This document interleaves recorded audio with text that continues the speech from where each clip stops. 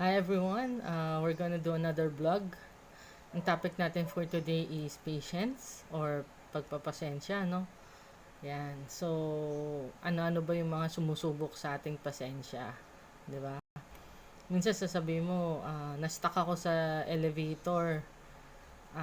Ang tagal, na-late tuloy kami pumasok kasi hindi kami, yung ma-open yung elevator kagad, no? Hindi ka kagad ma-rescue. O di kaya naman yung pinakamalala, yung usually nararamdaman ng mga commuters natin, no?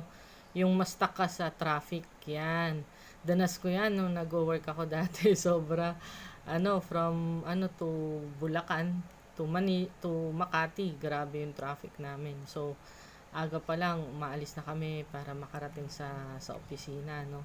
So yan, kumusta ka sa traffic yan? I'm sure sobrang danas mo yung pasensya, no, sa paghihintay kasi syempre kailangan makarating ka ng maayos dun sa opisina mo ng mas maaga sa call time, no. Yan ang ko, malaking kong dati, ah parang hindrance na pinagdadaanan ko dati kasi kailangan makaabot ka, kung hindi, 'di ba, late ka na naman, parang gano'n, no. Ayan, ano pa bang sumusubok sa pasensya natin? Sa mga mami, 'yan, 'di ba? Or sa mga daddy, no, yung sa pag-aalaga ng kanilang mga anak, 'yan. Kung mami ka man o daddy ka man na naiwan ka sa bahay, ikaw yung nag-aalaga ng iyong mga anak. I'm sure yung pasensya mo, no, nasusubok talaga kasi ang mga bata makukulit. Ayan, tawag ng tawag, 'di ba? Tapos kalat ng kalat, linis ka ng linis, tapos maya't maya magugutom, so magpapakain ka, maglilinis ka ulit. So yan, nasusubok yung pasensya natin, no? Ano pa ba? Lately nasubok yung pasensya ko sa sa dami nung inaasikaso ko. Yan. So sa dami, no. Halimbawa, may work ka, tapos may pasyente ka, 'di ba? Kailangan mong puntahan, kailangan mo i-treat, tapos syempre marami ka pang skills, marami ka pang ginagawa bukod sa pag earn ng money, 'di ba? Tumutulong ka rin sa mga tao ng mga may kailangan 'yan. So, kami nagti-treat kami ng minsan ng libreng charity patient, no. So, 'yan, may treatment tayong ganun. Tapos yung mga humihingi ng prayers, 'yan. Meron tayong mga pinagpe-pray ng mga tao na hanggang ngayon pinagpe-pray pa rin po natin, no, na sana gumaling na sila, sana ibigay na ni Papa God yung hinihintay nila, yan.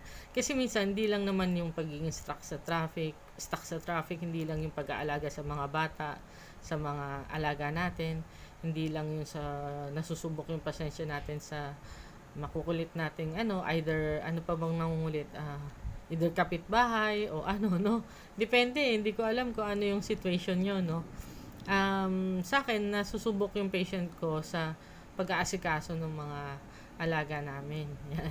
Kasi actually, wala naman dito na ngayon si mami, so hindi ko siya naaasikaso ngayon. Nasa kapatid ko siya ngayon. So, hindi ako nag-aasikaso sa mami ko ngayon. Yan. So, ang naasikaso ko ngayon is yung mga alaga namin. Yan. So, sila yung main priority ko. Every morning, I have to clean them up. Yan.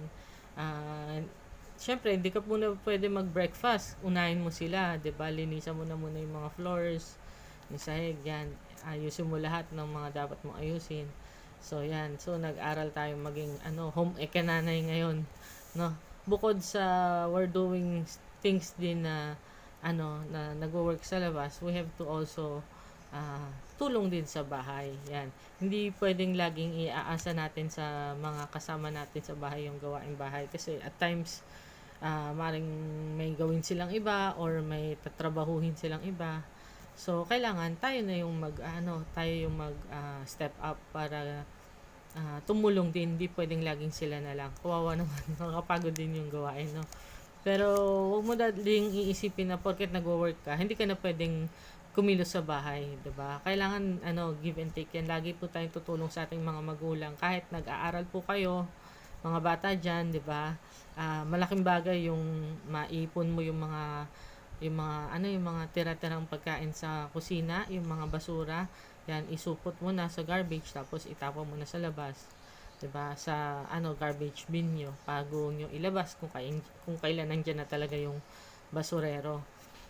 Bukod doon, siguro kung may mga pets din kayo, baka may mga poof, may wiwi, yan kailangan yung i-mop o kailangan yung linisin, i-disinfect, tanggalin yung kailangan tanggalin madudumi. Tulong tayo, hindi pwedeng porket nag-aaral kayo. Nag-aaral ako, daddy, at saka mataas ang grades ko, hindi ako pwedeng maganyan. Hindi ganun. Kasi totoo lang, pet mo pa rin yan eh, 'di ba? Pet ko pa rin 'to eh, kaya nga inaasikaso ko eh, 'di ba? Yan, kailangan tulong-tulong din tayo. Since lahat naman tayo, mahal natin yung alaga natin. Dapat ipakita din natin at iparamdam din natin sa kanila at sa mga taong malalapit sa atin na we're also taking care of our pets. Yan. Hindi pwedeng busy ako o pagod na ako o malayo yung binahe ko. Kasi yun na nga lang yung time na makikita ka ng alaga mo. Tapos hindi mo pa siya ma-focusan, 'di ba? Baka mamaya may sakit na pala siya sa skin, hindi mo napansin or anything, 'di ba? So mas maganda makapag laan din tayo ng oras sa kanila. Bukod doon, ano pa yung nasusubok yung ating pasensya? Yung ating pasensya nasusubok din yan. For instance, pray ako ng pray kay Papa God eh, 'di ba? Ito lagi ko 'tong na-mention sa vlog ko, no. Pray ako ng pray kay Papa God, pero hindi pa rin ako tumatama sa loto. Yan. Kahit ilang beses ka nagtry magtaya, ako rin no, dati nagtataya ako.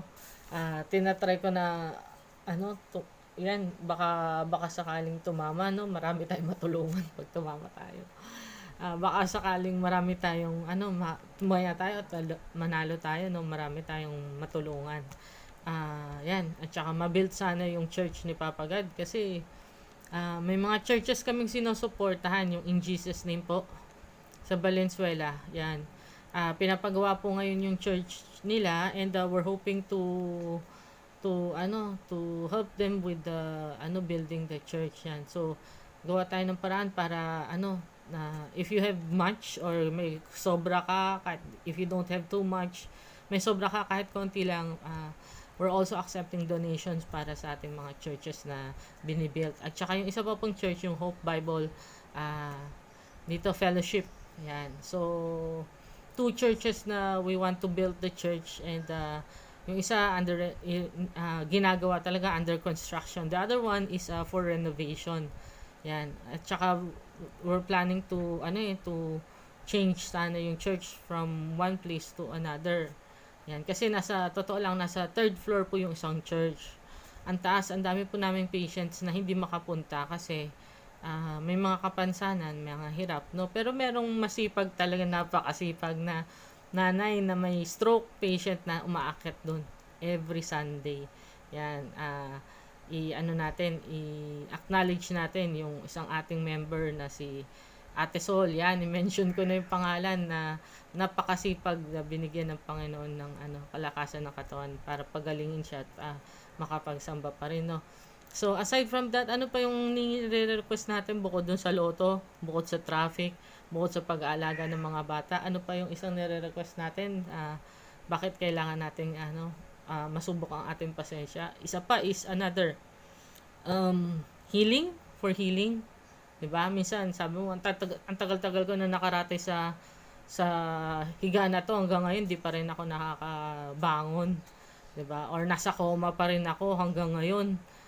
Feeling ko ang dami ko na napanaginipan pero hanggang ngayon di pa rin ako gumigising sa coma ko. Yan.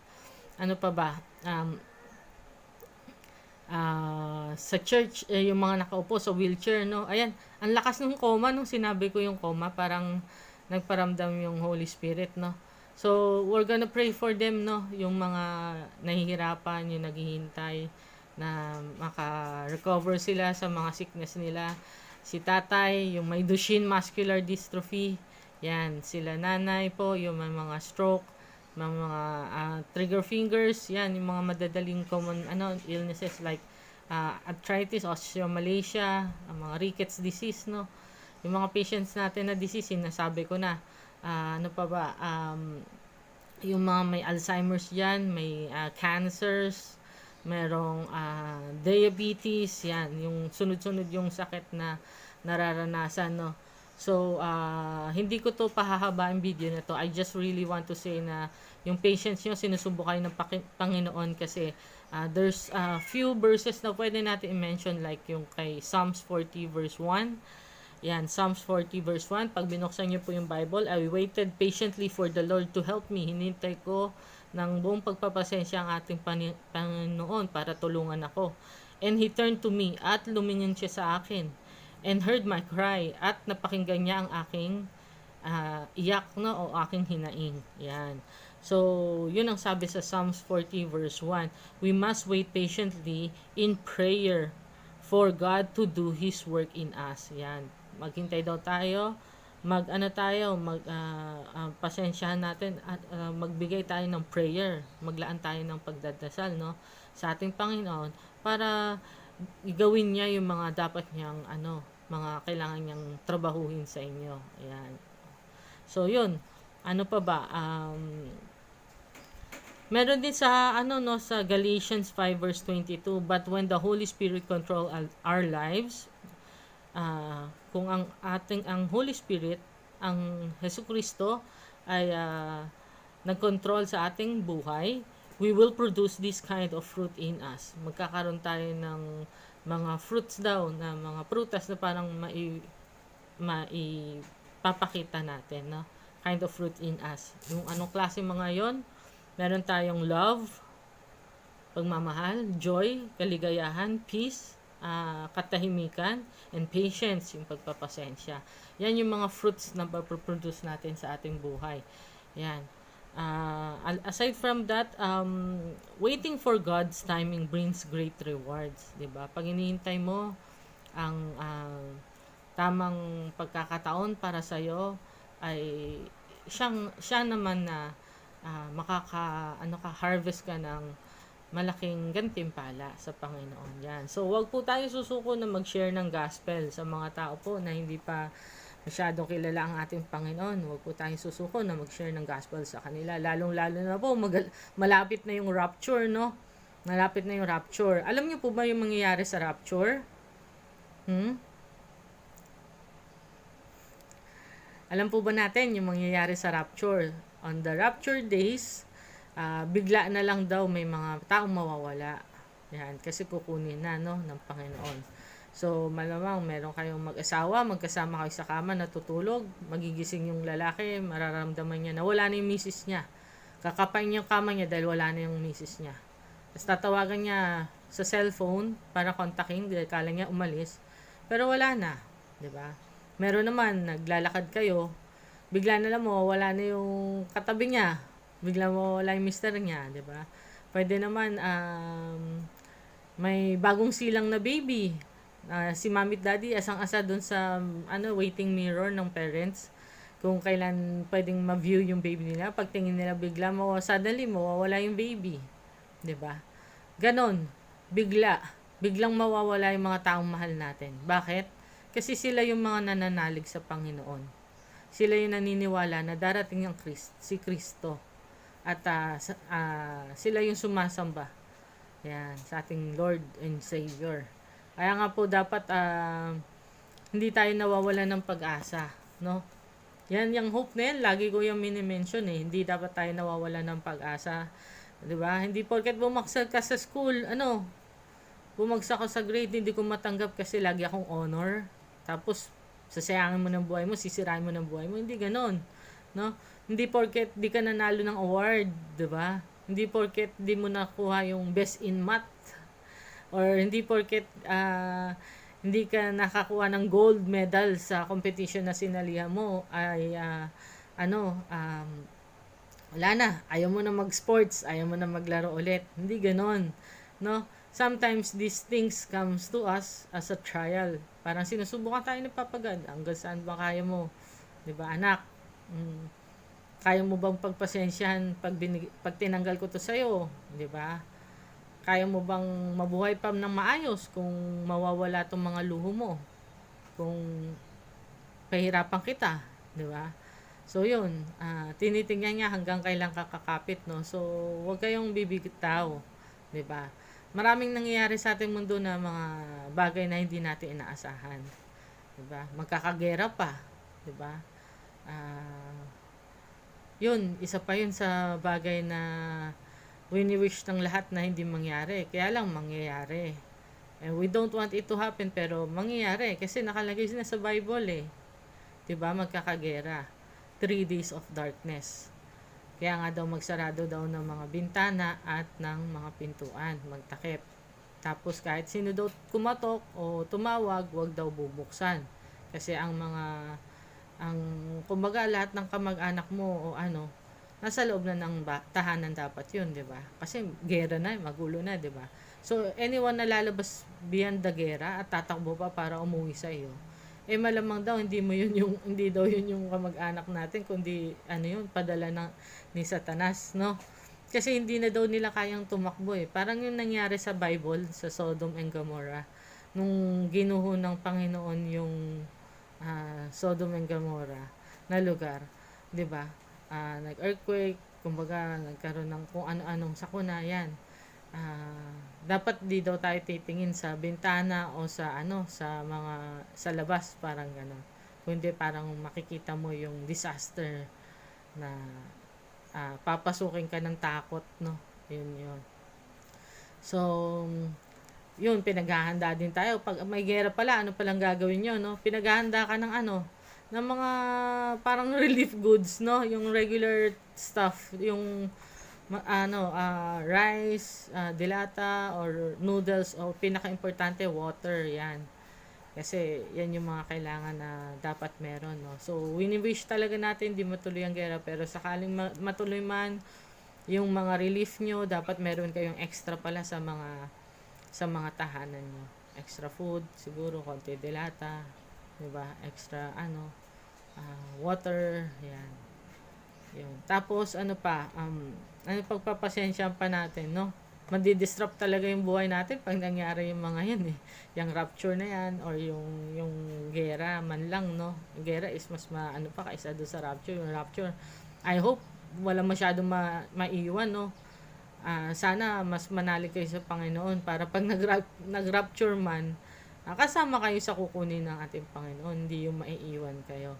Ang hirap maiwan siguro, kakaunti na lang yung mga taong kailangan pang salbahin. Napakarami pa daw. Sabi pala sa Bible, no, hindi kakaunti. Actually, kakaunti lang yung mapupunta sa Panginoon eh. Kasi marami yata maiiwan. Pero we hope sa ginagawa namin na to, sa pagbablog, sa pag-encourage sa inyo, sa pagdadasal sa inyo, sa mga inyong kagalingan, yung healing, and sa pakikinig sa amin, thank you rin. Tapos we hope na sana by this video masalba namin kayo, makapunta kayo sa dapat yung tahakin na daan yan, at makilala nyo ang ating Panginoon. Yan, sabihin nyo cliche or anything na ang baduy ko, pero yun ang totoo. Kaya ako to sinishare, diba? Kaya I spend time on you guys na mag-vlog, diba? Para masalba kayo. Yan. Kasi ang Panginoon, marami siyang propeta na pinadadala para sa inyo, para hikayatin kayo na umanib sa Panginoon. Pero nasa sa inyo yan eh, kung tatanggapin nyo ba o hindi, no? So, sa dami ng sinabi ko, I think I have to pray for you guys kasi medyo hahaba na yata yung oras natin, no? So, yun. So, have patience, no, sa ating mga mahal sa buhay, 'di ba? Kung masyado silang nagging o masyadong maingay, you have to have the patience para hindi sumagot basta-basta, no, sa ating mga magulang. Pakiusap ko po sa ating mga kabataan, no, na huwag sasagot po ng basta-basta, pabalang o pagmumura, 'di ba? Kasi hindi po maganda 'yon, at saka hindi din po maganda na nakikita pa ng mas mga bata ng mga kapatid nyo, 'di ba?